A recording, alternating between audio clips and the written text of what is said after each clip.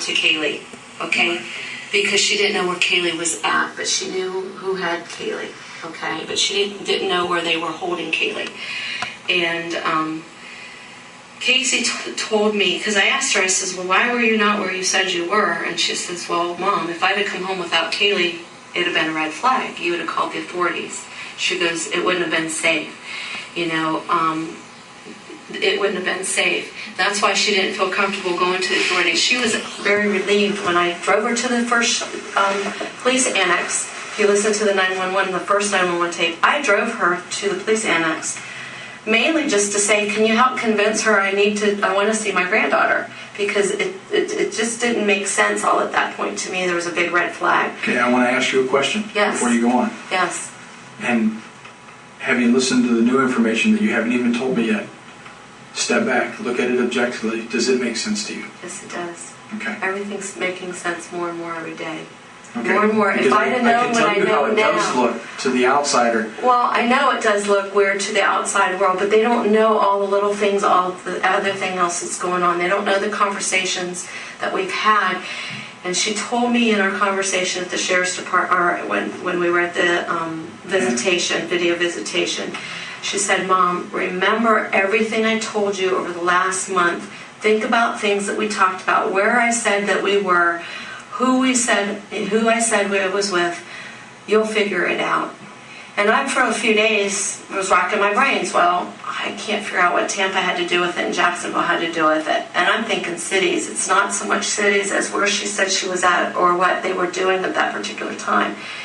And last night I received a phone call at 4 o'clock. Somebody from Seattle, Washington called me with a thought, waking me up at 4 o'clock in the morning. Finally, I'd actually fallen asleep for a night where I could have gotten more than 2 or 3 hours together. So I asked her if it was something pertinent, and she said she thought it was, but it really wasn't. It wasn't anything. It was just a thought that she had. But while I was up, I just got this weird feeling, and I go, oh my God. Because when something occurred to me about what she said about thinking about the conversations. And all of a sudden, I was already awake. I just sat there and I started writing things down. And this is something I didn't even think about what my son had said a couple weeks ago about Mom, all of her friends, because I was suspicious of one person, which I still am suspicious of, and I've told the authorities of that, and I'll elaborate on that with you. But Lee said, well, what about this? What about this? And I'm thinking, well, no, I don't see any relevance, but the more and more, oh my God, I see relevance, because reading this and everything,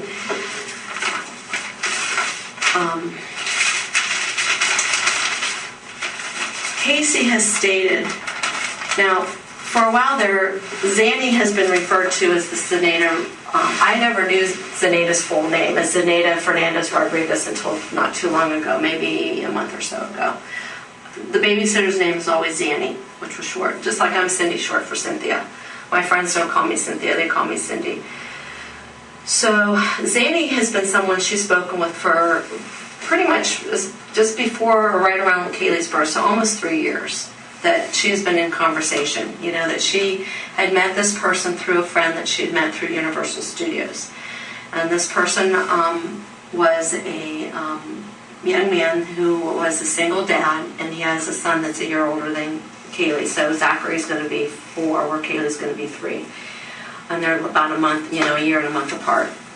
And so, this is one compelling thing. I don't think my daughter, since my granddaughter's birth, has been plotting this murder for my grandchild. So this person's not been made up in the last month or 2, okay? Have you ever met Zane? No, I haven't. And, I don't really, a lot of people say, well, you're a grandma, you're supposed to be concerned. Why don't you know? Well, you know what? I trust my daughter. I still trust my daughter for her decisions. She has always been, and you guys can interview all of her friends that have known her, even before Kaylee was born, but certainly since Kaylee's born, that Casey's primary focus is always Kaylee's well-being. If she took Kaylee somewhere, if someone was smoking, she made sure that person was away so that smoke wouldn't, be around Kaylee. I mean, everything. If she took her to a neighbor's to watch for an hour or so, she had every little thing there that she could possibly need with instructions, phone numbers, blah, blah, blah. I mean, Casey's always been the type of mom that's, just perfect. I mean, no ever signs of anything. And I mean, I lived with her. It's not like, I only visited her once a week or a couple times a week and got to babysit Kaylee on the weekend. Mm-hmm. I mean, they lived with us. She was a loving mother. And, I hope that the apple doesn't fall too far from the tree. I mean, I've always felt that I've been an excellent mom with the kids and was very nurturing. And I saw that in my daughter. And that's why I know no way did she do any harm. And I feel that if Casey had done something where she felt that it was an accident, I think she would have come forward. I don't think she'd be putting the family through all of this. So that's why I really, truly believe she would have cracked by now if it was an accident and she was trying to cover something up. If it was at her hands, like if something happened that Kaylee fell, hit her head or whatever. I even ran scenarios against with this to to Sergeant Allen. I said, we have a pool in the backyard. We have an above ground pool, which we had a few years before Kaylee was born. And even before Kaylee could walk, we got in the habit of taking the ladder off every time so that, we started a habit prior to having to use that, need Right. that habit. Just like us locking the sheds or whatever, locking those up so that Kaylee, once she can open, because she learned very early how to turn the knob. Casey was the one that went out and bought all the protectors, child-proof protectors, that half the adults can't open, squeeze the knob to get out the doors.